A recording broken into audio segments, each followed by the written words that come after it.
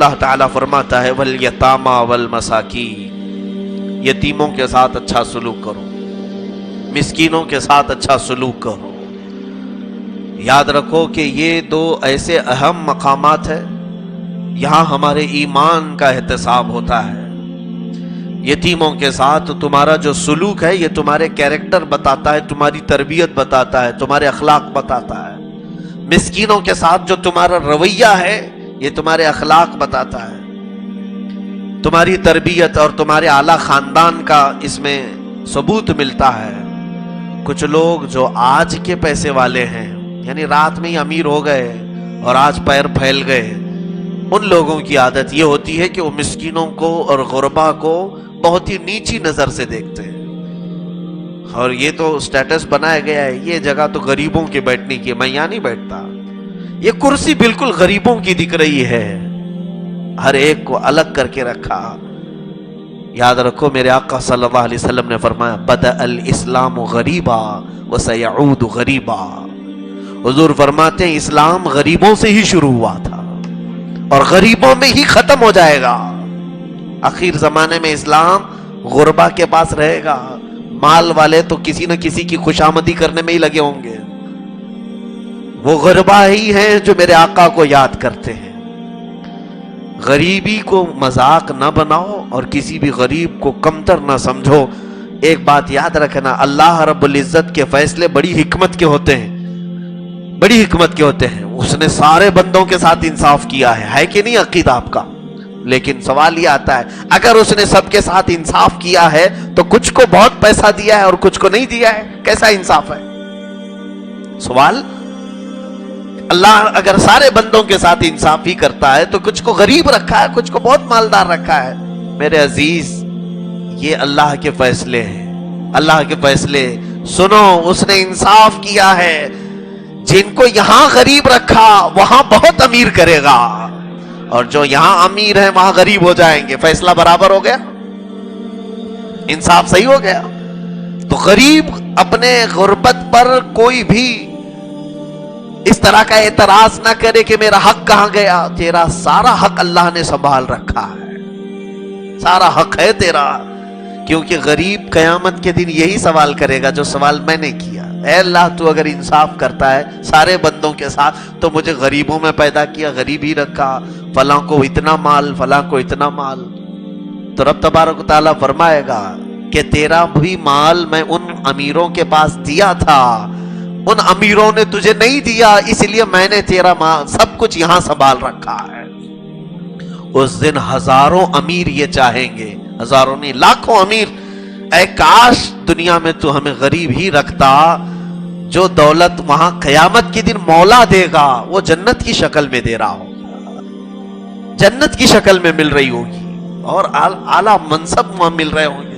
اور خود میرے آقا صلی اللہ علیہ وسلم فرماتے ہیں میری امت کے غریب، میری امت کے غریب امیروں سے 700 سال پہلے جنت میں جا چکے ہوں گے، اور ایک روایت میں 70 سال پہلے جنت میں جا چکے ہوں گے۔ کیوں؟ اس کی ایک مثال میں دیتا ہوں۔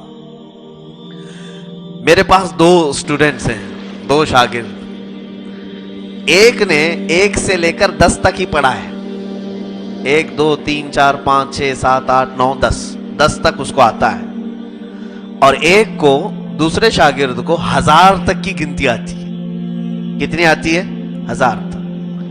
دونوں کا میں ٹیسٹ لے رہا ہوں، یہ 10 جس کی گنتی ہے اس کے کتنے سوال کروں گا میں، کتنے سوال کروں گا؟ 2 کیسا آتا ہے وہ بتا دے گا، 3 کیسا آتا ہے وہ بتائے گا۔ اس کے 10 کی گنتی کا حساب لینے کے لیے مجھے 5 منٹ بھی نہیں لگیں گے، وہ اپنے 10 عدد کا حساب دے گا، چل پڑے گا۔ اور جو 1000 کی گنتی جانتا ہے، اب اس کو میں الگ الگ انداز سے پوچھوں گا، ایکڑا کیسے آتا ہے، دہائی کیسے آتی ہے، سینکڑا کیسے آتا ہے، یہ تمام سوالات تو کہ 100 میں کتنے زیرو ہوتے ہیں، 1000 میں کتنے زیرو ہوتے ہیں، اور 999 کیسے لکھا جاتا ہے، اس پر تو 1000 سوال ہو سکتے ہیں، اس کے تو 10 ہی سوال تھے۔ 1000 سوال کا جواب دینے کے لیے ہو سکتا ہے اسے صبح سے شام ہو جائے۔ میرے عزیزو، یہی حال غربا کا اور عمرہ کا ہے. غریب کو یہاں کچھ زیادہ نہیں ملا تھا, رب تبارک و تعالیٰ ویسے بھی اس پر قیامت کے دن رحم کرتا ہے. 2-4 چیزیں اس سے پوچھی گئی, کہا گیا جا تیرے لیے جنت.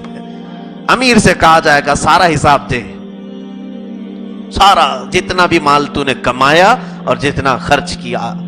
مجھے حیرت ہوتی ہے, یہاں انکم ٹیکس کے ریڈ سے ڈر جاتے ہیں لوگ, تیاریوں میں لگ جاتے ہیں, کیونکہ انکم ٹیکس سارے سوالات کرتے ہیں, یہ آیا کہاں سے اور گیا کہاں. جو ٹیکس بھرتے ہیں ان لوگوں کے لیے خوف خدا تو آ ہی جانا چاہیے. ان کو سمجھ لینا چاہیے کہ میرا آخرت میں حساب کتنا سخت ہو سکتا ہے. انکم ٹیکس والوں کو تم چونا لگا سکتے ہو, ان کو دھوکہ دے سکتے ہو, کچھ بھی کر سکتے ہو, انسان ہے انسان ہے. رب ذوالجلال نے تمہارے ساتھ کرامن کاتبین کو ایسے لگایا ہے کہ قرآن کہتا ہے ما یلفظ من قول الا لدیہ رقیب عتید.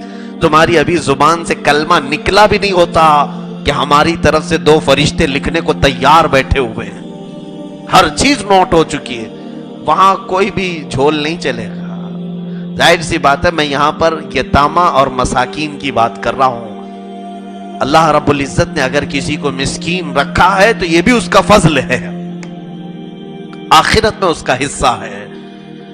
کچھ لوگ یہاں پر ان میری باتوں سے تسلی کر لیں جو اپنی غربت کا رونا روتے ہیں کہ کچھ بھی نہیں ہے, کچھ بھی نہیں ہے. کچھ بھی نہیں ہے تو زندہ کیسے ہو؟ اللہ نے تجھے زندہ رکھا ہے, کھلا رہا ہے, پلا رہا ہے, کپڑے پہنے ہو, شکر کرو. تمہارے حق میں یہ اگر بہتر ہے تو اللہ رب العزت تمہارا آخرت میں بہت بڑا حصہ رکھا.